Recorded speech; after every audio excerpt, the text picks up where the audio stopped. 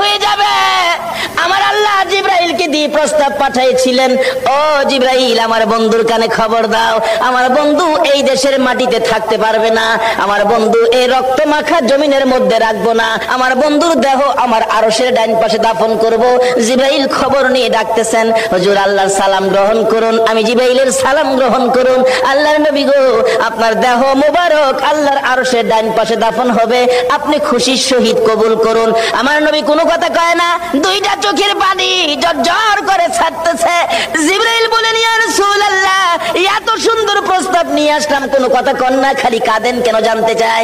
আমার নবী বলেন, জিবরাইল রে, তোমার জন্য খুশির খবর হতে পারে, আমি খুশি হতে পারলাম না, কেন পারলেন না? রে জিবরাইল, আমার দাফন আল্লাহর আরশের ডান পাশে হবে, আমি জানতে চাই আমার গুনাহগার উম্মতের দাফন কই হবে রে? জিবরাইল বলেন, আপনার উম্মতের দাফন এই জমিনের মধ্যে হবে। আমার নবীর কান্না আরো বেড়ে গেছে। জিবরাইল,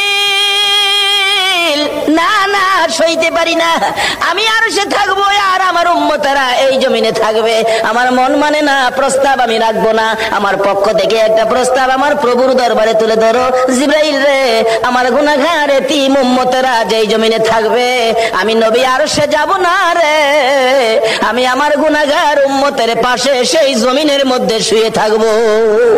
আরে দয়ালো নবী, প্রেমের ছবি আর আসবে না জগতে, আমার দয়ালো নবী, প্রেমের ছবি আর আসবে না। হাসর দিনে উম্মত বিনে, হাসর দিনে উম্মত বিনে যাবে না নবীজি বেহেশতে।